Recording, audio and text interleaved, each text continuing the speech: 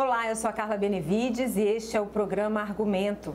Senadores analisam o fim da reeleição para prefeitos, governadores e presidente da República, além da unificação das eleições municipais com as eleições gerais.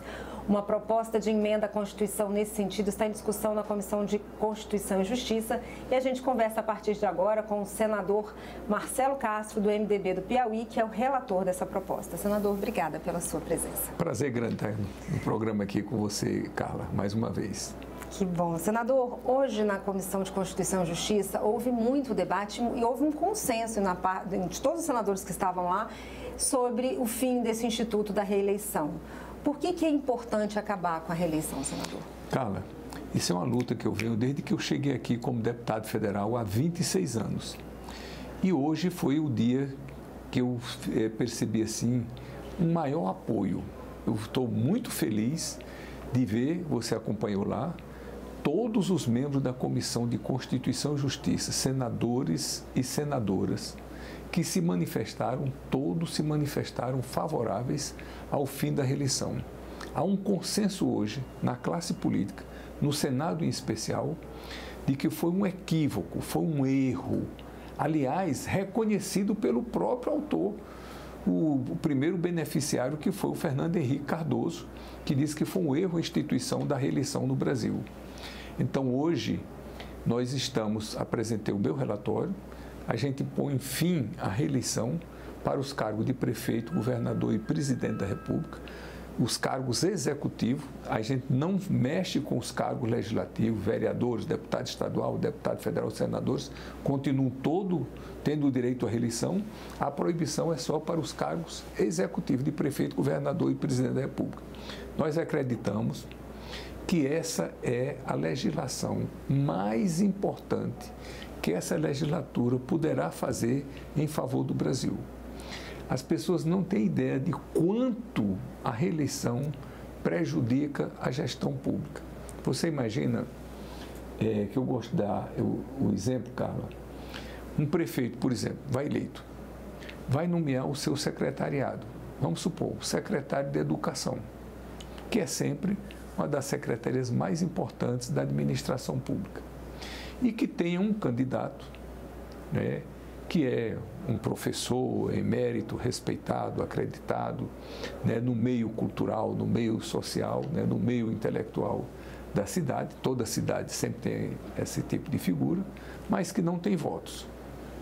E que tem um outro pretendente que não tem os dotes que esse tem, mas que tenha voto. Qual é que o prefeito vai escolher? Com certeza, no mínimo, um conflito foi criado. Por quê? Porque o prefeito vai estar com a cabeça pensando na reeleição dele. E, muito provavelmente, ele poderá optar por aquele, não menos, que não tem os predicados do primeiro, mas que tenha votos. Ao passo que eu gosto sempre de dizer, ao passo que, se não houvesse reeleição de prefeito, governador, presidente da República, ele optaria por aquele mais preparado, mais competente, mais dedicado, que fosse dar um melhor resultado à sua gestão, porque ele já saberia que 5 anos depois ele não seria mais o prefeito da cidade. Então, só dizendo isso daí, nós já estamos dando um exemplo concreto de como funciona a administração pública. Foi falado também, senador, muito sobre essa questão de ter eleição de 2 em 2 anos, a cada 2 anos, o tanto que isso paralisa o Brasil, e essa unificação seria importante também. Com certeza, isso é um outro equívoco que nós cometemos, essas eleições de 2 em 2 anos. Não há quem suporte mais isso, né? É um tensionamento grande da sociedade que não traz nenhum benefício, só traz malefícios. Outra coisa, as campanhas hoje são financiadas com recursos públicos. Olha a quantidade de recurso público que nós gastamos de 2 em 2 anos para fazer eleição de prefeito, vereador, deputado estadual, deputado federal, governador, presidente da República, senador. Foi o senhor que disse que 83% dos prefeitos foram reeleitos na última... Não, foi o senhor que falou isso? E um outro fator, qual é o princípio basilar da democracia? É a isonomia, é a igualdade de condições para disputar o pleito. Se você não tiver igualdade de condições, a democracia fica capenga. Então, você veja essa última eleição.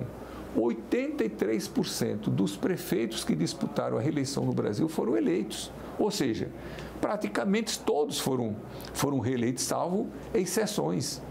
O que é que isso quer dizer? É que quem não está no mandato de prefeito está numa enorme desvantagem. Então, isso é prejudicial à democracia. Qual é a essência do republicanismo? É a alternância do poder.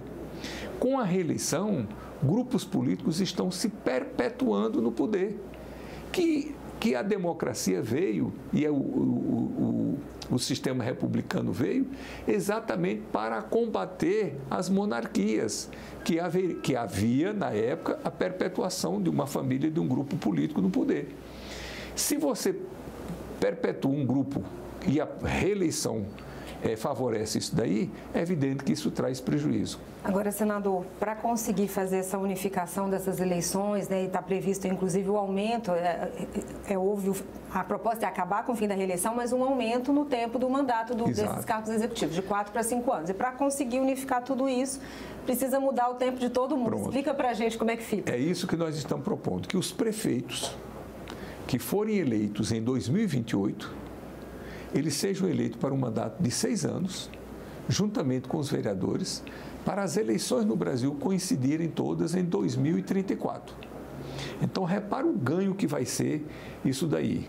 Os prefeitos foram eleitos agora em 2024, aqueles que foram eleitos pela primeira vez terão direito à última reeleição. Então, em 2028, nós teremos a última reeleição no Brasil para prefeito. Pronto, ponto final.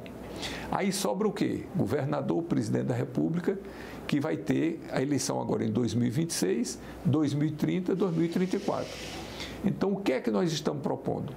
2026, quem foi eleito teria direito à última reeleição em 2030. Então, para prefeito, a última reeleição será em 28, para governador e presidente, a última reeleição será em 2030. A partir disso daí, acabou a reeleição no Brasil e em 2034 nós teríamos eleições gerais de vereador, prefeito, governador, presidente da República em 2034, em 2039, em 2044, em 2049, de 5 em 5 anos nós teríamos eleições de vereador a presidente da República. E qual é o tempo? Como que fica o tempo dos mandatos dos deputados e dos senadores? Que há mudanças também. O mandato dos deputados seriam de 5 anos, juntamente com o mandato de prefeito, de governador, de presidente da República, e o mandato de senador seria de 10 anos, a partir de 2034. Por exemplo, eu vou disputar o meu mandato agora em 2026. Se eu for reeleito, não será por 10 anos, será por 8 anos, do jeito que é agora. Então, ninguém pode dizer que eu estou legislando em causa própria, porque eu já tenho o direito de ir para a reeleição por 8 anos.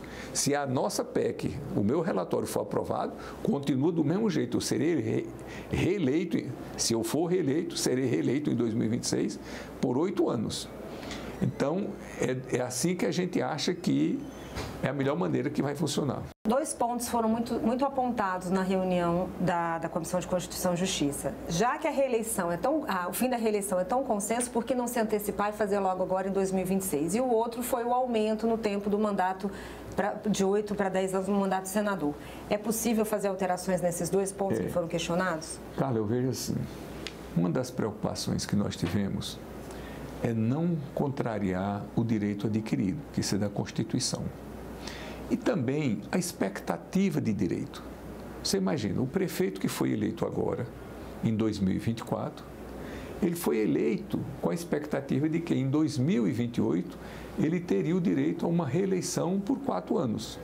Se pensou até num mandato tampão de 2 anos, mas de certa forma você feriria essa expectativa de direito. Os governadores que foram eleitos em 2022, agora em 2026, eles têm direito à reeleição. Então, o que é que nós estamos fazendo? Estamos mantendo esse direito. O prefeito que for eleito pela primeira vez em 2026, ele terá direito à última reeleição do Brasil em 2030. Então, isso você não fere nem o direito adquirido e nem a expectativa de direito. Também se falou, alguns sugeriram, que se pudesse prorrogar os mandatos dos prefeitos e dos vereadores, agora de 28 para 2030, para coincidir em todas as eleições em 2030. Mas não pode, né? Seria, digamos assim, do ponto de vista prático, uma solução razoável. Mas isso não pode, porque isso fere cláusula pétrea da Constituição. O que é que diz a cláusula pétrea da Constituição? É que todo poder emana do povo. Então, só pode ter mandato com a conquista do voto popular. Quando uma pessoa é eleita para um cargo de prefeito, governador, presidente da República, deputado, que seja, ele recebe um mandato do povo por um tempo fixo. Tem o dia de começar e tem o dia de terminar. Você imagine se nós tivéssemos o poder de prorrogar o mandato dos prefeitos. Ora, se nós temos poder para prorrogar o mandato dos outros, teríamos poder para prorrogar o nosso mandato. Ora, se nós temos poder para prorrogar o mandato por 2 anos, por que nós não teríamos o poder para prorrogar por 20 anos? Acabou a democracia. Sim. Então, evidentemente que isso não pode, o Supremo jamais admitiria uma situação dessa, então prorrogação de mandato é uma coisa inquestionável. Agora, um recado aqui para os prefeitos. Os prefeitos que forem eleitos em 2028 serão eleitos por 6 anos e não terão mais direito à reeleição. Nós achamos que aí nós estamos dando um salto importantíssimo para melhorar a gestão pública no Brasil. Senador, obrigada pelos seus esclarecimentos. A previsão de votar é dia 7 de maio? Dia 7 de maio está marcado para a gente voltar a discutir o tema, se for possível, votar. Então, Carla, eu estou convencido de que nós não faremos nessa legislatura algo mais importante para o Brasil do que o meu relatório aqui, não é porque seja meu, podia ser de qualquer um, né? Do que por fim a reeleição para cargos executivos de prefeito, governador, presidente da República, colocar mandato de 5 anos para todo mundo, porque não tendo reeleição, 4 anos seria um tempo muito exíguo, e coincidindo todas as eleições num dia só. Nós acabaríamos com esse tensionamento, acabaríamos com esses desvios que temos, daríamos mais equidade e isonomia na disputa eleitoral e viveríamos um sistema eleitoral mais civilizado, mais equitativo e mais justo para todos. Obrigada, senador, pelos seus esclarecimentos e sucesso aí na votação da proposta. Muito bem. E eu agradeço a você também que nos assistiu. Se você quiser rever esse programa, é só acessar o nosso site senado.leg.br/tv ou o nosso canal no YouTube. Obrigada pela sua companhia e até a próxima.